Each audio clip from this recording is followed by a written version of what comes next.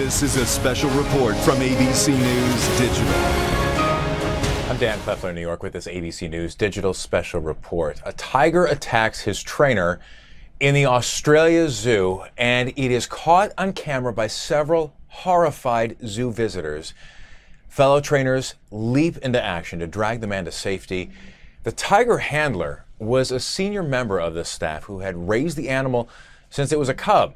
He was airlifted to a hospital where he remains in serious but stable condition with neck and shoulder wounds. And right now, I am joined via Skype by Dr. Luke Hunter, president of Panthera, a global wildcat conservation organization. Luke, thank you for being with us today, because obviously the video on that is just horrifying to watch on this. The handler was taking part in what is described as play exercises and activities. What is that? I guess, Dan, that's where, zoos around the world, not many of them anymore, but still interact with these large cats, to sort of, I suppose, train them to put on a bit of a show, and perhaps there's some benefits and it gets the cats to exercise, just to not loaf around all day. But of course, as the video shows, there's real dangers associated with that. I mean, and that's the kind of a bond that obviously has to be created from spending a significant amount of time, I would imagine, with that animal. And as we've been learning, the handler actually helped raise that cat from a young age. Yeah, I guess so, and I guess that's the process. I mean, I've never interacted with captive big cats like this because I think it's so endangered. All my work is with wild cats, where we don't interact like this. But I think, as I understand the process, these guys are raising them from being very young cubs. They probably do develop a close bond, but of course, at the end of the day, they're wild animals. So it doesn't mean that you're not going to have some issues as we see arose in that video. I wanted to ask you about this. We also have video from the Australia Zoo of the same tigers, what is being described in this play exercise activities. And as we're looking at it, what's going on here? I mean, because you see the animals, they're huge and obviously can pose a great deal of danger. The cat, and it's sort of amazing, Dan, isn't it? That, I mean, most of the time, tigers and big cats, I think they're incredibly restrained. They're incredibly well behaved, because it would be very easy for a tiger in that scenario to kill a person at every opportunity it gets. So it's actually quite surprising, to be honest, that it doesn't happen more often. So I guess in these scenarios, there's some stimulation and enjoyment that the cat gets out of the exercise. That it's like playing with a toy with a little domestic cat. They have some fun out of it. They're stimulated. It taps into that predatory drive to get it excited. The costs of that, of course, are if the animal gets overexcited, and it is a carnivore that's had a couple million years of evolution to become really well attuned to killing things, that if that stimulus becomes too much, that things can go south very quickly and you end up with attack that can be devastating. How big can those tigers get? I mean, if you look at the video right now and you kind of judge the proportion of it to a human being, I mean, that's a big animal.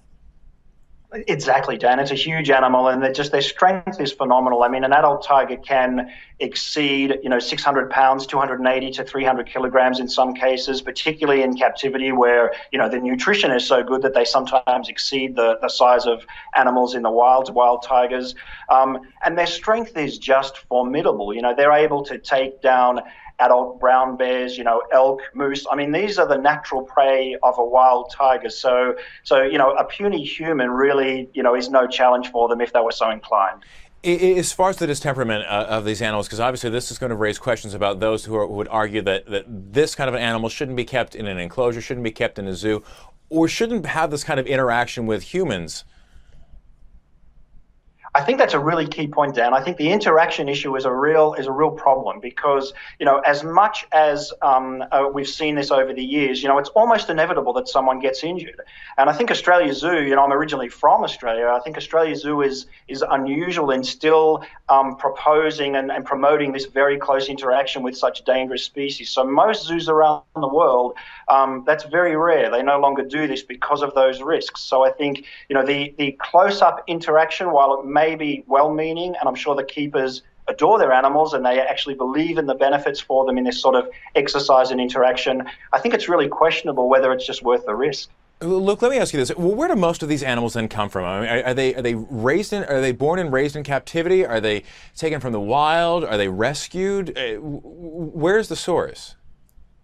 Most of them are born in captivity now. It's really unusual, especially in zoos in the US and Australia and Western Europe and so on, to get wild tigers, from Asian range countries. So, there is a very healthy, large captive population of tigers. So there's no need to pull tigers from the wild for captivity. So most zoos, at least in, the developed countries, are going to, the animal will have been born in captivity to captive parents and grandparents and so on. For many generations, they've been in captivity. All right, Dr. Luke Hunter with Panthera. Luke, tell me a little bit about your organization. Dan, Panthera is the world's leading big cat conservation organization. We just focus on trying to conserve big cats in the wild, where they exist throughout the wild areas of the world. All right. Luke Hunter, thank you so much for your time, your insight. We appreciate it. We have a complete report right here on abcnews.com. For now, I'm Dan Kleffler in New York with this ABC News Digital Special Report.